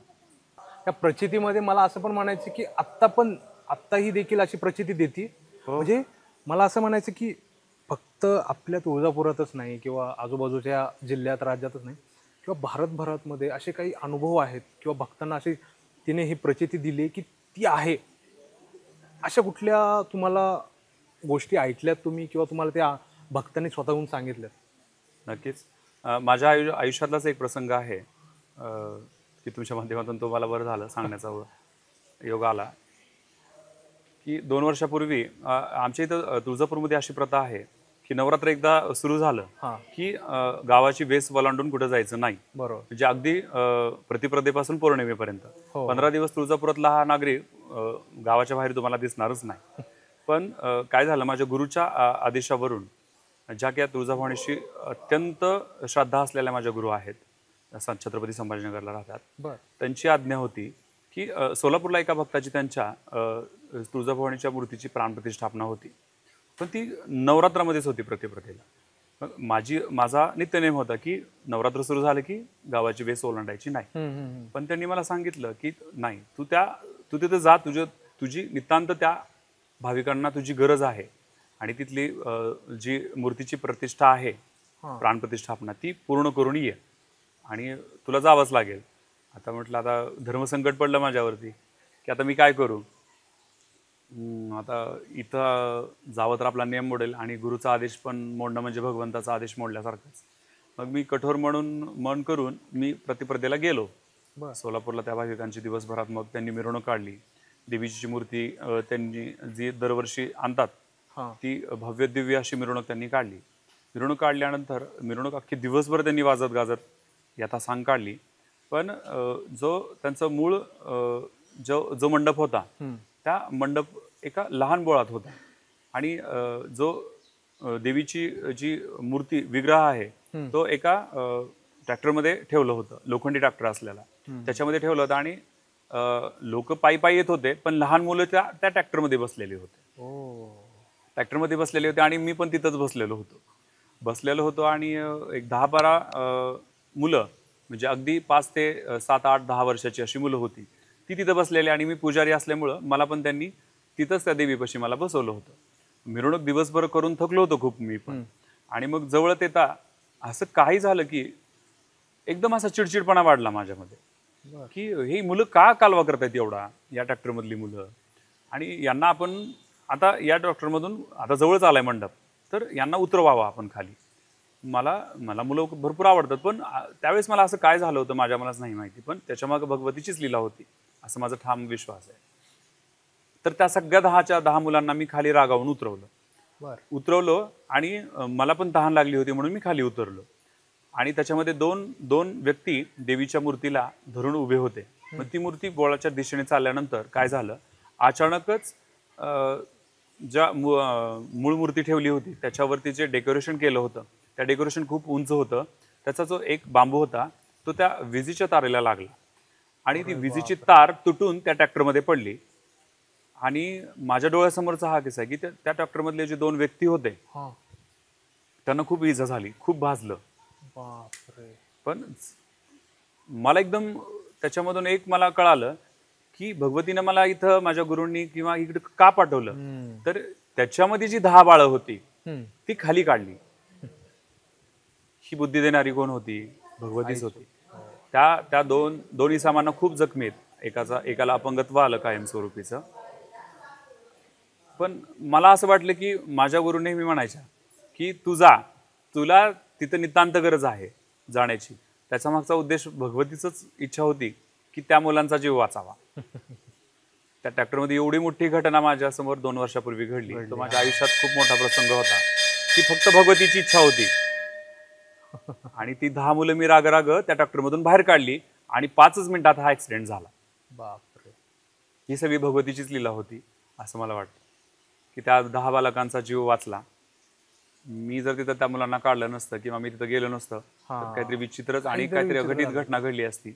आणि हे नवरात्राला एक मोठा खूप असा काळीमा लागला. काळीमा लागला. त्याच्यासाठीच मला देवीने इकडे पाठवलं असं मला वाटतं. अगदीच. म्हणजे खरंच म्हणजे अशा काही गोष्टी विश्वास नाही बसणार कोणाचा. सुरतच्या एका भाविक आहेत, नितांत तुळजाभवानीवर त्यांची श्रद्धा. हां. दरवर्षी तुळजाभवानीला त्या सुरतचे? मूळच्या मराठवाड्यातल्याच बीड जिल्ह्यातल्याच त्या मूळ, बरं. पण व्यवसायानिमित्त त्या सुरतमध्ये स्थायी झालेल्या आहेत. अच्छा. त्यांची नितांत श्रद्धा तुळजाभवानी, पण त्याच्या मिस्टरांची नास्तिक. मिस्टर नास्तिक असल्यामुळे ते तुळजाभवानीला किंवा इतर देवतांना मानतच नव्हते, पण नितांत श्रद्धा त्यांची तुळजाभवानीवर. बरं. आता असा घरात प्रसंग यायचा की त्यांना वाटायचं नेहमी तुळजापूरला आपण जावं, तुळजापूरला जावं आपण वाटायचं, पण पती आज्ञा पण मोडणं म्हणजे देवाची आज्ञा मोडल्यासारखंच त्यांना असा भाव. शेवटी त्या पतिव्रत्याच आहेत, पतिव्रत्या आहेत असल्यामुळं ते तुळजापूरला येऊ देत नव्हते. आणि मला मग फोन करायच्या त्या की पुजारी मला तुळजापूरला येऊ वाटते, पण माझ्या घरामध्ये हा असा प्रसंग आहे की माझे पती मला म्हणतात की असं देव वगैरे काही नाही आहे आणि तू असं काही नसतं. ती व्यथा तुमच्याकडे मांडली हा, जे काय आहे ते मी स्वतः कमवलंय त्यांनी. आणि हे असं देव वगैरे काही नसतं. मी सगळं जे कमवलंय, मी शून्यातून सगळं विश्व निर्माण केलंय आणि त्याचा उपभोग घेतो, असं कुठल्या देवाच्या थोतांडात वगैरे असं नकोच पडू, असं ते वेळोवेळी त्यांना सांगायचे. आणि मग त्यांची श्रद्धा तुळजाभवानीवर असल्यामुळे त्या मला नेहमी म्हणायच्या की असं होतंय माझ्या संसारामध्ये, माझी इच्छा आहे, माझी श्रद्धा आहे तिच्यावरती की हे सगळं तिच्यामुळेच होतंय, पण माझ्या पतीची इच्छा आहे की हे मी माझ्यामुळे होतंय. पण त्यांना एक प्रचिती आली की त्यांचा चप्पलचा कारखाना सुरतमध्ये सगळ्यात, अख्ख्या गुजरातमध्ये सगळ्यात मोठा चप्पलचा कारखाना त्यांचा आहे. तो कारखाना शॉर्ट सर्किटमुळे आग लागली की सगळं होत्याचं नव्हतं झालं. बापरे. आणि त्या इतक्या खचून गेल्या होत्या की त्यांना वाटायचं की हे भगवतीचा कोपच आहे की माझी नितांत श्रद्धा आहे देवीवर, पण माझ्या नवऱ्याची नाही आहे, मी नाही जाऊ शकत. मी नाही जाऊ शकत. पण अंतकरण हे देवीपाशी होतं. आणि मग फोनवर मला नेहमी संभाषण करायच्या की असं झालंय आणि माझे पती असं बोलतायत म्हणूनच असं झालं, आणि मला क्षमा याचना मागायची देवीला. तर मी त्यांना की तुम्ही शुद्ध अंतकरणापासून देवीची प्रार्थना करा, निश्चितच तुम्हाला फलप्राप्ती मिळेल आणि तुम्हाला जो झालाय, जी घटना घटित, ती त्याच्यातून निरसन करण्याची शक्ती ही तुळजाभवानी तुम्हाला नक्कीच देईल, असा विश्वास त्यांच्या मनामध्ये मी दिला. आणि ही घटना झाल्यानंतर 8 ते 15 दिवसामध्येच मला नंतर त्यांचा फोन आला की यांना माहिती नव्हते, यांचे सासरे हयातीत नव्हते, यांच्या सासऱ्यांनी त्या कारखान्याची आणि त्यांच्या त्याची हे होती त्याची ती पॉलिसी काढून ठेवलेली होती. आणि त्याचा कागद हा त्यांच्या जी सासूबाई होत्या त्यांच्याकडे होता. त्या सासूबाईंना 8-10 दिवसानंतर कळालं की, आणि मग हे देवीची प्रचिती त्यांच्या मिस्टरांना कळाली की मी सगळं केलंय. आणि हे कुठंतरी असं त्यांना म्हणजे फिलिंग असं हे वाटलं की खरंच भगवंताची शक्ती होती आणि ही जी श्रद्धा होती म्हणूनच हे सगळं चांगलं झालं होतं. पण मी शरण येतोय तिला आणि भगवतीची क्षमा मागितली आणि आम्ही हे सगळं निरसन कर देवी आणि आम्ही निश्चितच तुझ्या दर्शनासाठी येऊ आम्ही. आणि देवी त्यांना मला तर वाटतं त्यांच्या भक्तीमुळे प्रसन्न झाली आणि त्यांना म्हणजे तिथून 8 दिवसानंतरच त्यांना कळालं की त्या इन्शुरन्स काढलेला होता त्या कारखान्याचा त्यांच्या, पण तो यांना माहिती नव्हता. तो अचानकपणे त्यांच्या बहिणीने येऊन त्यांच्याकडे दिला आणि तो जो कारखाना झालाय चपलीचा, तो जशाला तसा परत उभा राहिला. तो उभा राहिल्यानंतर त्याच्या उद्घाटनाला मला बोलवलं होतं आणि देवीला म्हणजे एक कृतज्ञता व्यक्त करण्यासाठी 5 किलोच्या चांदीच्या पादुका या त्यांनी देवीला अर्पण केल्या. अशी आख्यायिका आहे तिची की प्रचिती येते भाविकांना. फक्त आपला विश्वास पाहिजे तिच्यावरती की तो भाव आपला पाहिजे तिच्या चरणी, मग ती तद्वत पूर्ण करते देवी. असं वाटतं की असंच सुरतच्या ज्या ताई आहेत त्यांना पण त्यांच्या जीवनामध्ये अशीच प्रचिती आली आणि त्या निस्सीम भक्त आहेत आणि आजही त्या तुळजाभवानीला दरवर्षी न चुकता येतात. बाहेरून पण बरेच लोक येतात. हो, भारताबाहेरून. भारताबाहेरून जे आपले स्थायी झालेले आहेत इतर देशामध्ये ते सुद्धा लोक येतात. बरं, मला अजून एक विचारायचं होतं, जसं आता तू जा इथून नाही असं जसं त्या शब्दाला म्हणून तुळजापूर किंवा तुळजाभवानी हे जे नाव पडलं, तसंच मला हे विचारायचं की धाराशिव या नावाला पण काही इतिहास आहे? हो. धाराशिव जे आहे ते भोगावती नदीचं उगमस्थान आहे आणि तिथं 6व्या शतकामधील एक लेणी आहे जी क्षैव, जैन आणि बुद्ध या या याच्या जैन लेण्या आहेत तिथं उपलब्ध. ओके. तर त्याच्यामध्ये एक शिवलेणी आहे, ते मोठं शिवलिंग आहे जिथं भोगावती नदीचं उगमस्थान आहे. हां.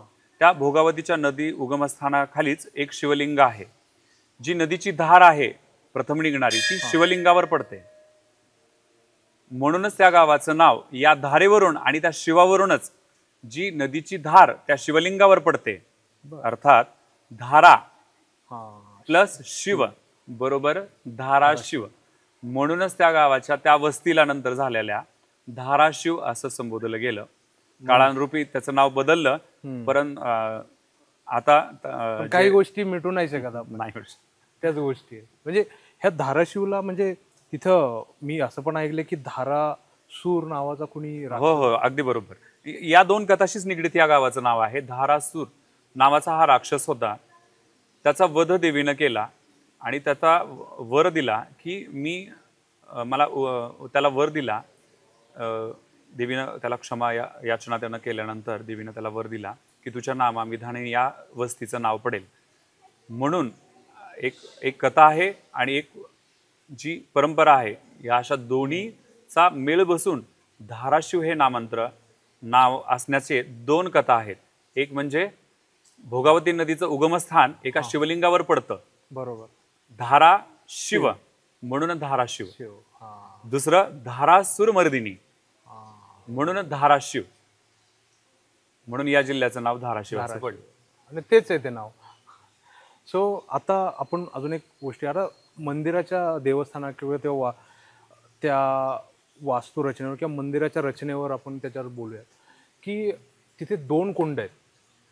त्या 2 कुंडाची काही काय म्हणता येईल, काही आख्यायिका आहे का, काही कथा आहे का? त्या म्हणजे मी एक ऐकलं की गोमुखातून काशीवरून ते पाणी येतं. अगदी बरोबर. म्हणजे ह्याला काय संदर्भ आहे एकंदरीत? गोमुख तीर्थ जे आहे ते गंगा तीर्थ, धारा तीर्थ. हो, याच्यामागे एक आख्यायिका आहे. देवीचे नित्य उपासक होते गरीबनाथ बुवा म्हणून. गरीबनाथ बुवा हे देवीचे नित्य उपासना करणारे संत पुरुष होते. त्यांचा देवीशी नित्य संवाद होत असे. देवीची साधना करणे, देवीच्या मंदिराची स्वच्छता करणे, देवीजीच्या जे काही तत्कालीन जी व्यवस्था होती ते ऋषी करत होते. त्यांची इच्छा झाली की हा भाग दुष्काळ पडला होता. मोठा दुष्काळ पडल्यामुळे त्यांना असं वाटलं की गंगेची प्रार्थना करावी आणि गंगेचं आवाहन या गावात या विभागाचा विकास व्हावा. म्हणून त्यांच्या मनामध्ये संकल्प होता की गंगेचं जे पाणी आहे ते तुळजापूरला यावं. हा उचित असा मनामध्ये ध्यास घेऊन देवीची प्रार्थना करून की गंगेला जाण्याची इच्छा त्यांनी प्रकट केली. देवीशी नित्यसंवाद होत होता ना त्यांचा. मग देवीजींना सांगितलं की मला काशी यात्रा करायची आहे. तर देवीजी त्यांना म्हणाल्या की गरीबनाथ बुवा, तुम्ही काशी एवढ्या क्षेत्राला एवढ्या लांब कशाला जाताय तुम्ही? गंगा, यमुना, सरस्वती ह्या माझ्या स्नानासाठी गोमुखातून इथं वाहतात. बरोबर. पण भगवंत आणि माणसामध्ये फरक असतो. त्यांना तिची प्रचिती नव्हती की काशी तीर्थ कुठे आहे आणि तुळजापूर कुठे आहे. इथं हे तीर्थ येणं शक्य नाही, तर मला काशी यात्रा करू देत. देवी म्हटली, मी काय तुला हातात काही वस्तू देते, मी त्या वस्तू तेवढ्या घेऊन काशी यात्रेला जा. मग गरीबनाथ बुवा हे काशी यात्रेला गेले. काशी यात्रा झाल्यानंतर त्यांनी देवीनं जी वेताची छडी असते ती छडी, लिंबू, नारळ या वस्तू त्यांच्या हातामध्ये दिल्या आणि गंगेला नमस्कार करून त्या सर्व अर्पित केल्या. याचना करून वापस येत असताना गंगेचं आवाहन केलं की गंगेला सांगितलं की तुळजापूरला तुला यावं लागेल, की जो दुष्काळ हा पडलेला आहे या भागामध्ये तो निवारण करण्यासाठी तुला यावं लागेल. गंगेनं त्यांना दिलं वचन की मी तुझ्या मागे येते, पण वळून मागे पाहू नकोस. असं सांगितल्यानंतर गरीबनाथ बुवा पुढे चालत गेले. गंगा त्यांच्या मागे येत होती, पण गंगेचा प्रवाह जो प्रत्यक्ष कोणाला सहन होत नाही. अगदी ज्यावेळेस आपण म्हणतो की शिवांनी तिला घेतलं डोक्यावर, त्यावेळेस गंगा शांत झाली. तीच गंगा जर यांच्या मागे आली असती तर वाट्यातल्या सर्व प्राणीमात्रा, वाड्या, वस्त्या सर्व वाहून गेल्या असत्या. बरोबर. याची प्रचिती त्यांना होती. म्हणून त्यांनी ठरवलं की गुप्तरूपी आणायची आपण. हा. आणि मग त्यांनी मागं वळून पाहिलं आणि ती गंगा लुप्त झाली आणि तुळजापूरला ह्यांनी गरीबनाथ बुवा आले. गरीबनाथ बुवा आल्यानंतर गोमुखात आल्यानंतर ह्या सर्व वस्तू टाकलेल्या नमस्कार करताना त्यांच्या हातामध्ये आली. ते देवीची प्रचिती आली आणि त्यांनी ज्या वस्तू तिथं वाहिल्या होत्या त्या सगळ्या गोमुखातून त्यांच्या हातामध्ये पडल्या आणि देवी तिथं प्रकट झाली की तुला माझ्यावर अविश्वास दाखवलास, तुला माझ्या दर्शनाला येण्याची आवश्यकता नाही, तू आजपासून माझ्या दर्शनाला यायचं नाही, असा शाप वचना देवीनं दिली त्यांना. सिद्ध गरीबनाथ बुवा क्षमा याचना मागितली आणि देवी शेवटी दयाळू झाली. मग तो दिवस होता अश्विन वद्य अमावस्येचा. देवीने सांगितलं की ज्या दिवशी ही घटना घडली त्याच दिवशी फक्त तुला माझं दर्शन घेण्याची मुभा आहे. तर त्या मठाची परंपरा आजही त्यांच्या शिष्य परंपरामध्ये आहे की तुळजाभवानीच्या अश्विन अमावस्येला त्या मठाच्या बाहेर येता येतं, एरवी मठामध्येच राहायचं, अशी परंपरा तुळजापूरमधील सिद्ध गरीबनाथ बुवांचा मठ आहे. त्या मठाची शिष्य परंपरा आहे की वर्षातून एकदाच त्यांनी 4 वेशीच्या मध्ये यायचं. अशा अलौकिक अशा देवीच्या कथा आहेत की त्या गोमुखातून देवीचं गंगेचं आवाहन झालं म्हणून ती गोमुख धारातीर्थ या नावानं ओळखलं जातं. आणि मला अजून एक जसं हे गोमुख आहे तसा आणखी एक कुंड आहे, त्याची काय एकंदरीत कथा आहे? मंदिरातून येताना 2 कुंड लागतात, बरोबर आहे. त्यातलं एक मोठा जो चौकोनी कुंड आहे तो कल्लोळ तीर्थ याला नाव मिळतं. कल्लोळ तीर्थाची आख्यायिका अशी आहे की ज्यावेळेस अनुभूतीच्या प्रार्थने करून देवीने इथे राहण्याचं तिला वचन दिलं त्यावेळेस तिच्या स्नानासाठी भारतातील 108 प्रमुख नद्या या देवीच्या स्नानासाठी तुळजापूरला अवतरल्या. ब्रह्मदेवांनी सर्व तीर्थांना आवाहन केलं की या 108 तीर्थांनी देवीच्या स्नानांसाठी आवाहन केलं ब्रह्मदेवांनी, म्हणून 108 तीर्थ एकत्र आले, त्यांचा हलकल्लोळ झाला, म्हणून कल्लोळ तीर्थ हे देवीच्या नित्य स्नानासाठी 108 नद्यांचा, आजही तुम्ही गेलात कल्लोळ तीर्थात तर 108 झरी तुम्हाला पाहायला मिळतील, जे भारतातील प्रमुख 108 नद्यांचं प्रतिनिधित्व करतात. तेच स्नान, तेच त्यातलं जल हे देवीच्या स्नानासाठी आजही वापरलं जातं, तेच कल्लोळ तीर्थ. काळोबा टिळोबा ह्या म्हणजे ह्या देवाचं आणि देवीचं एकंदरीत काय काय महत्व आहे?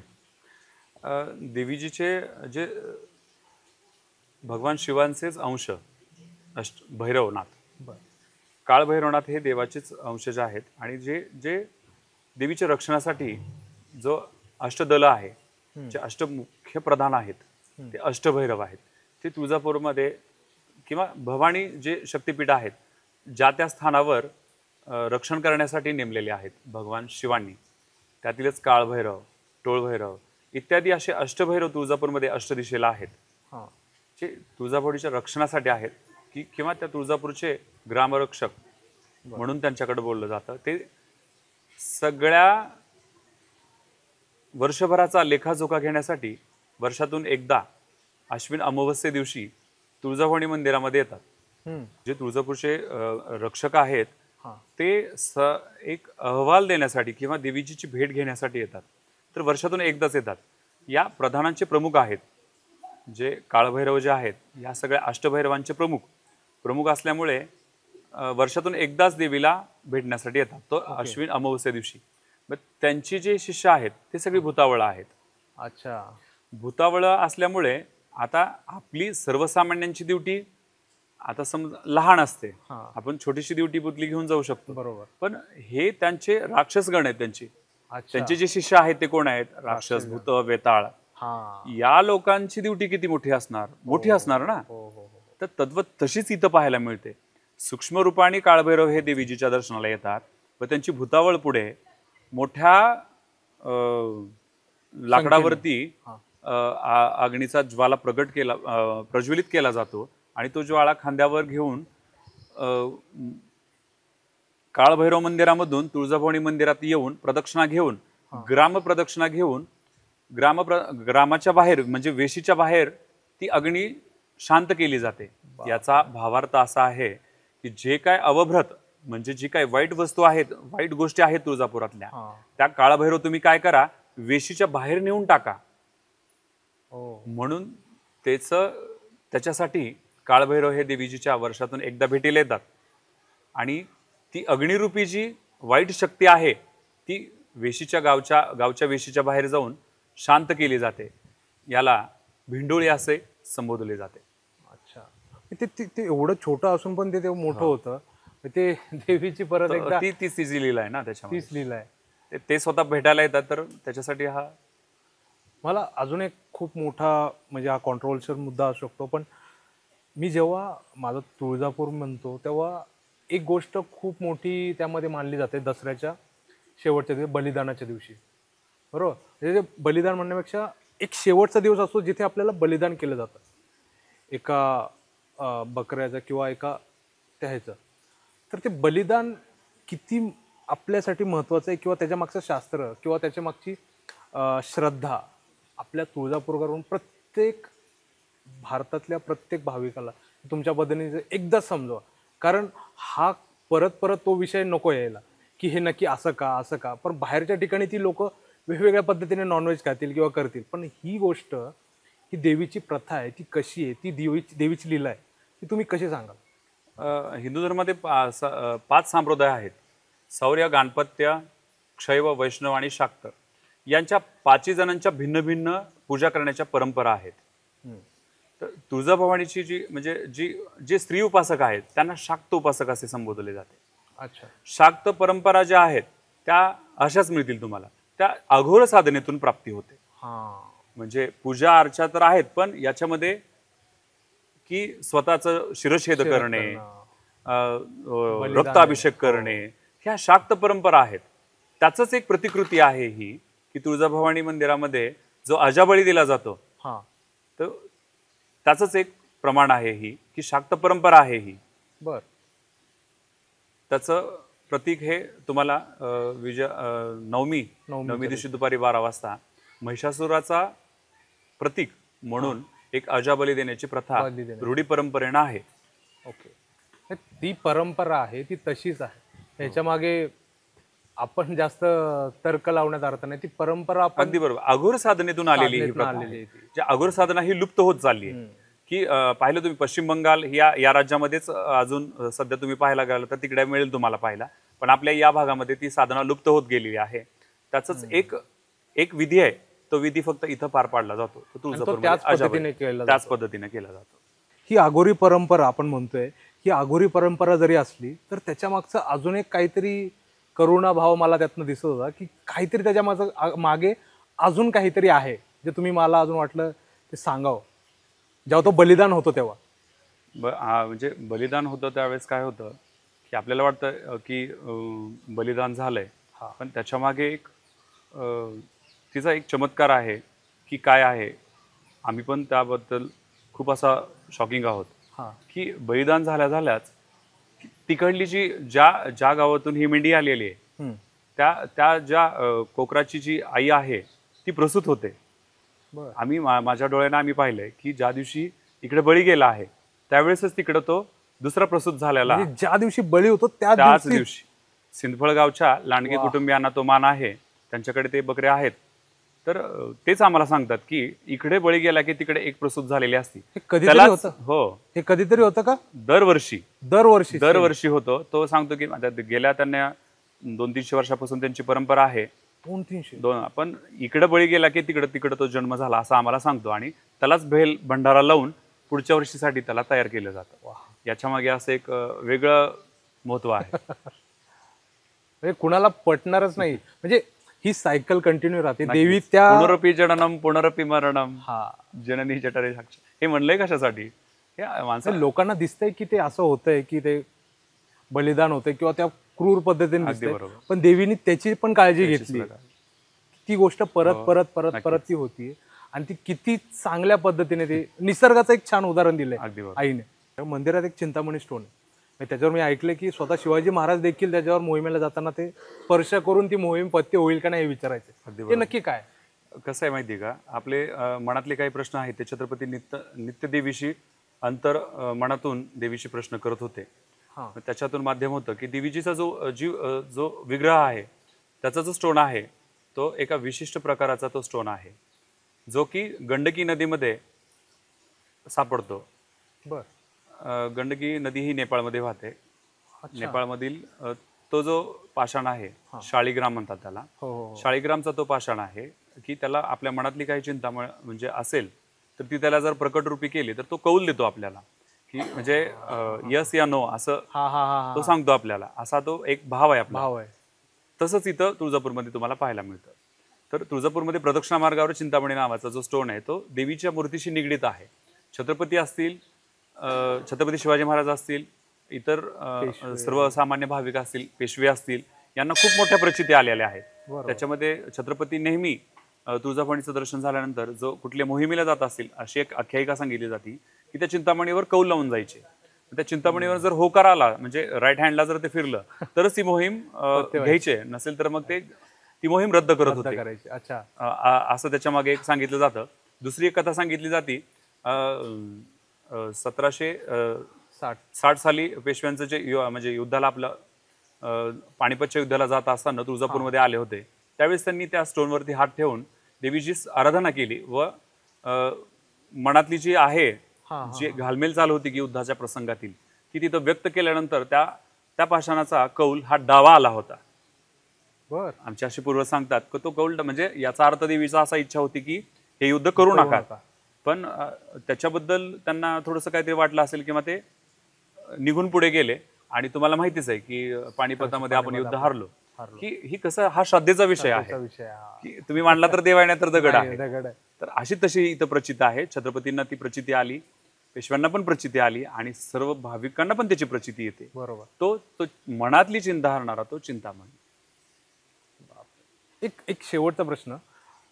मी असं ऐकलंय की जेव्हा मूर्ती, जसं तुम्ही सांगितलं की 3 वेळेस त्या ह्याच्या बाहेर आपण काढतो, सिंहासनावरून बाहेर काढतो. जेव्हा काढतो तेव्हा एकदा मी असं ऐकलं की कुणाला तरी आईला हाक देण्याचा, शिव्या देण्याचा तो मान आहे, त्यानंतर ती मूर्ती हलते, असं काही आहे? हो, निश्चितच. एकदा काय झालं होतं, त्याच्या मागे एक दंतकथा आहे. तर ती दंतकथा अशी आहे की तुळजाभवानी मंदिर बंद झाल्यानंतर मंदिराच्या पाठीमागेच 1 किलोमीटरावरती रणछोडदास भारती बुवा हे देवीचे म्हणजे शिव अवतारीच होते. ते अवतारी पुरुष हे देवीचे म्हणजे भगवान शिवांचाच अवतार. की देवी शयन आरती झाली की देवी त्या मठामध्ये येत असेल व त्यांच्याबरोबर सोंगट्याचा डाव, जो सारीपाटाचा डाव आहे तो खेळण्यासाठी तिथे येत होती. त्या सारीपाटाचा डाव एकदा असा रंगला की देवीला पहाट झालेली सुद्धा कळालेली नाही.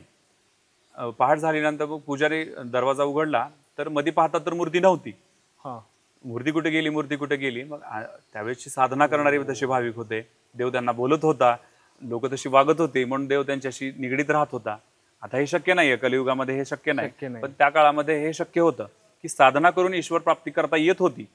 मग पुजाऱ्यांना असं झाल्यानंतर देवीने पुजाऱ्याला दृष्टांत दिला की मी देवीजीची क्षयण आरती झाल्यानंतर इथली मी भारती बुवांच्या मठामध्ये सारीपाट डाव खेळण्यासाठी मी तिकडे जात असते भारती बुवांबरोबर. तर मला तुम्ही काहीतरी इशारा करा, मग मी तिकडून इकडे येईन.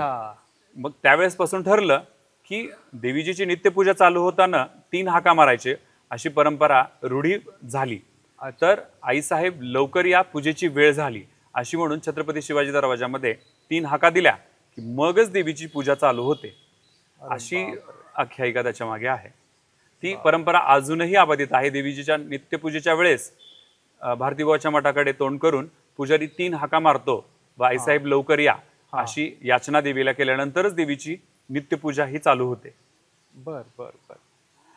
तर अशा खूप खूप अजून गोष्टी असतील, मला नक्की म्हणजे आपल्या या भागात तर संपणाऱ्या नाहीयेत.